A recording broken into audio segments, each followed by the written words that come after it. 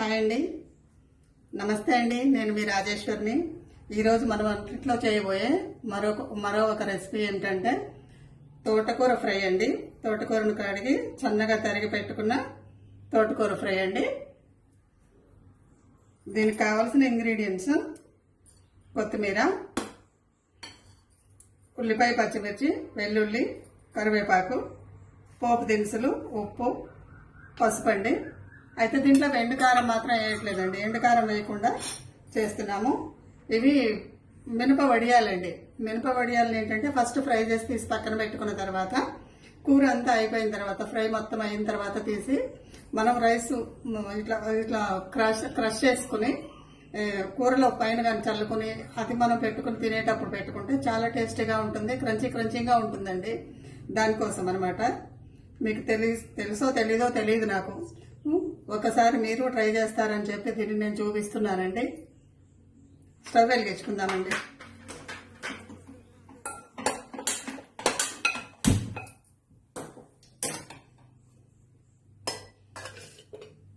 Oil వేసుకుందామండి. ఇప్పుడు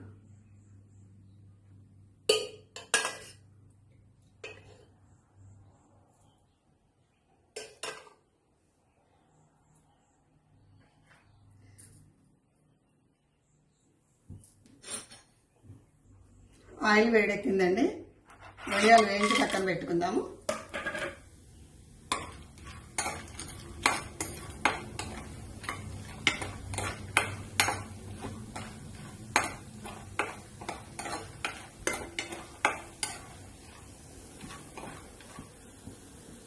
వేయించిన వడియాలు చక్కగా వేగాయండి, తీసి పక్కన పెట్టుకుందాము. ఇంత పోపు చేసుకుందామండి. ఫస్ట్ నూనె కాగింది కదా, వెల్లుల్లిపాయ వేసుకుందాం. ఫస్ట్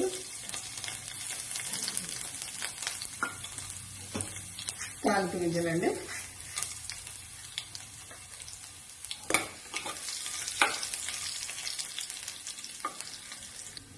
ఉల్లిపాయ, పచ్చిమిరపకాయ వేసుకుందామండి. పోపు వేగింది.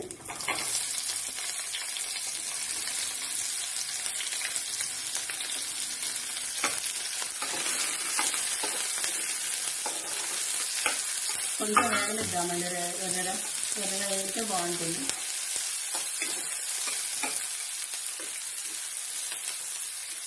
జస్ట్ కొంచెం పసుపు వేద్దామండి, కూరకు సరిపడా. కొంచెం వేగనిద్దామండి.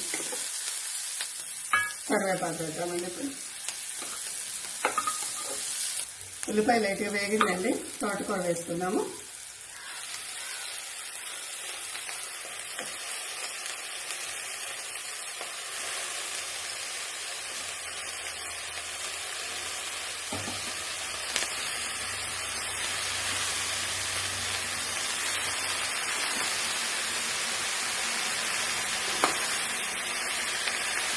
తోటకూరతో కరివేపాకు, కొత్తిమీర కూడా అండి. కొత్తిమీర కూడా ఈ తోటకూర ఫ్రైలోకి కొత్తిమీర కూడా ఎక్కువ వేసుకుంటే బాగుంటుందండి.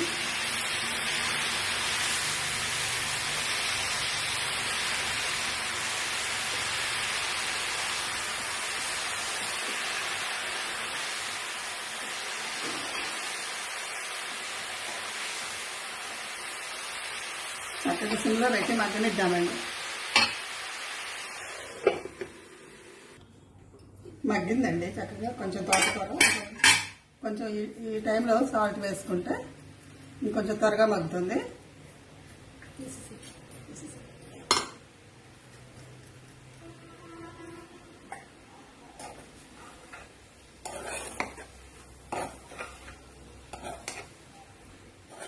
ఇంకొక 2 నిమిషాలు మగ్గనిద్దామండి.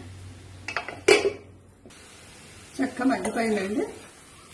చక్కగా మగ్గిపోయింది. ఇప్పుడు డిష్ అవుట్ చేసుకుందామండి.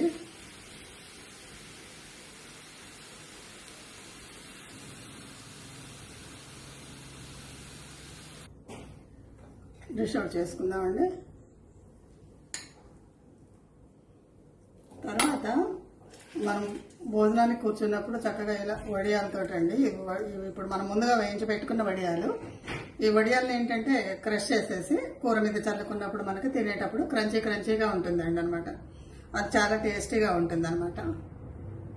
థ్యాంక్ యూ అండి. నచ్చితే లైక్ చేయండి, షేర్ చేయండి, సబ్స్క్రైబ్ చేయండి. నాకు మీ ప్రోత్సాహము తప్పకుండా ఉండాలని ఆశపడుతున్నాను. థ్యాంక్ యూ అండి. Thank you.